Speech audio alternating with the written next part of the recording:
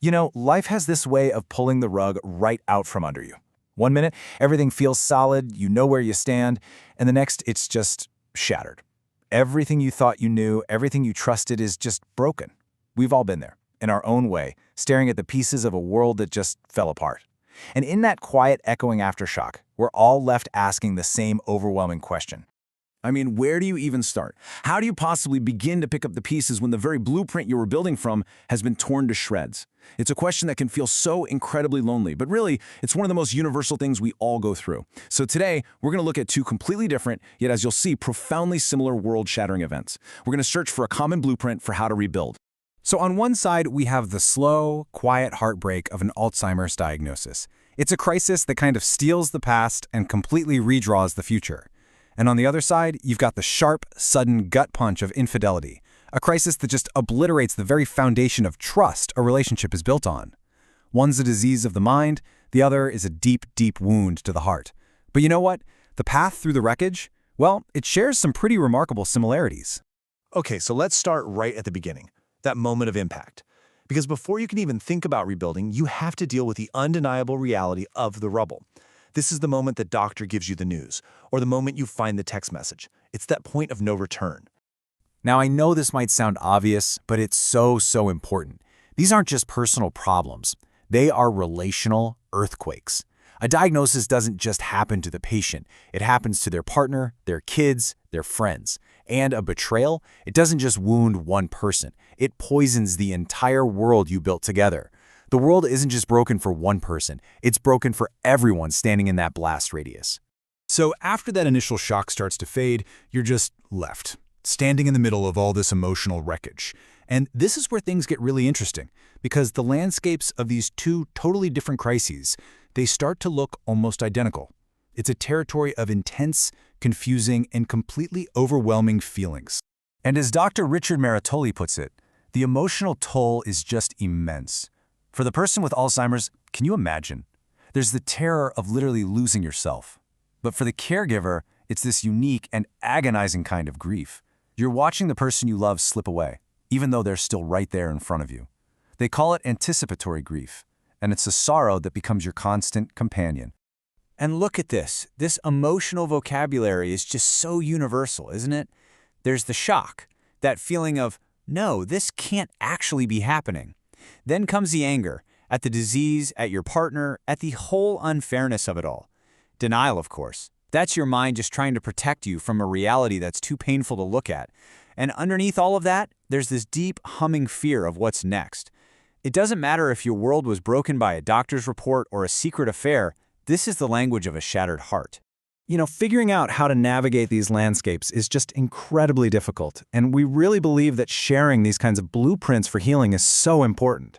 So if you agree, and if you're getting something valuable from these kinds of deep dives, please take a second to subscribe. It really helps us keep creating explainers that try to make sense of these complex human stories. So, you're in the wreckage. How in the world do you find a way out? Well, it turns out it's not about wandering around aimlessly. In both of these situations, experts point to the absolute need for structure, a clear, deliberate plan, a blueprint. Let's start with the one for rebuilding a relationship after betrayal. So, the Gottman Institute, they're famous for their research on what makes relationships work, and they lay out this really clear three-phase process. And let me tell you, it is not a quick fix. It is a structured journey. It starts with atonement, then moves to attunement, and finally to attachment. Each step builds on the one before it, kind of like building a scaffold to create something new and hopefully even stronger. Okay, this first phase, atone. What makes this so hard and so absolutely vital is this idea of non-defensive responsibility. This is incredibly tough. It means the person who cheated has to just absorb all the anger and pain they caused without making a single excuse. No blaming their partner, no, but you did this. It's just a complete, total acceptance of fault. And at the same time, for this to even have a chance, the hurt partner has to be willing, at least open to the idea that one day they might be able to forgive. And this atonement isn't just about saying, I'm sorry. It has to be proven through actions. This is what Gottman calls transparent reassurance. It literally means sacrificing your privacy for a while. Yeah, it feels invasive. It probably feels like being on a really short leash. But what it's actually doing is so crucial. It's providing tangible, consistent proof that you are all in on rebuilding. Every single kept promise, every honest answer, it's like laying one single brick in a brand new foundation of trust. All right, let's move to the next phase, attunement. If atonement is about stopping the bleeding, attunement is about learning how to actually heal the wound. It's about intentionally, consciously turning towards your partner again. It's deciding to learn their inner world all over again, their fears, their hopes, their needs, because the affair is proof that on some level, that connection just got lost. And these are the practical tools to make that happen. Just notice that simple but powerful shift. Instead of accusations like, "You never listen to me," it becomes a vulnerable expression like, "I feel really lonely when..." See? It completely transforms a potential argument into a conversation. Asking open-ended questions invites your partner to actually share their world with you instead of just giving you a yes or no. This is all about creating a new, safer way to talk, where being vulnerable is met with empathy, not with judgment. Okay, let's just pause here and connect this back. A clear, multi-phase method with practical daily actions. Why does that work? Because when your inner world is just total chaos, whether it's from betrayal or from your own mind failing you, external structure becomes a lifeline. It creates predictability. It creates a sense of safety when both of those things have been completely wiped out. In both of these crises, the real enemy is chaos, and the solution is structure. Now, let's look at the blueprint for Alzheimer's care. See, it works on the exact same principle, creating structure to fight chaos. Keeping a daily routine isn't about being rigid. It's about creating an anchor of predictability in a world that's getting more and more confusing. Turning off the TV during meals helps an overtaxed brain focus. Asking one thing at a time, breaking tasks into simple steps, that prevents the frustration that comes from being overwhelmed. Even using humor can be a structured tool, a way to break the tension. And, so importantly, getting support from groups provides a safety net. This isn't just a list of tips, it's a real strategy to create an environment of safety, calm, and dignity. But, of course, in both of these stories, there's another central character whose world has also been completely shattered, the supporter, the caregiver, the betrayed partner. Their journey runs parallel, but it's its own path, and it carries an absolutely immense weight. Dr. Maritoli just nails this duality perfectly. There's the exhaustion, the frustration, the deep, deep sadness of it all. But then there can also be these moments of profound connection and purpose. It's not a simple story of being a victim or a hero. It's this complex, draining, and sometimes really beautiful dance of love and loss. And this slide really lays out those unique burdens. For the Alzheimer's caregiver, the challenges are often so practical and physical. Keeping their loved ones safe, helping with personal care.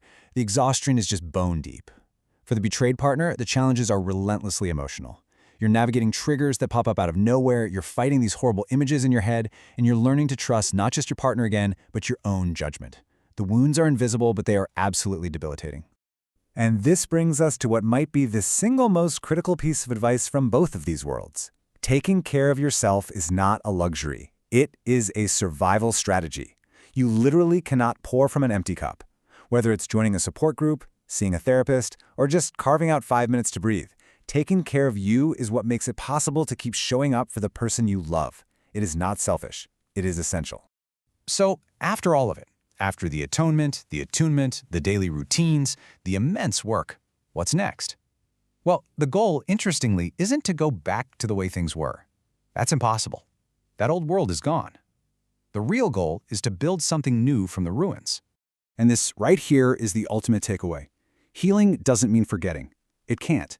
The cracks will always be a part of the story. A couple that survives infidelity can actually build a new relationship that's more honest, more intimate than before, precisely because they faced that ultimate breakdown. A family navigating Alzheimer's can find new depths of patience and love they never knew they had.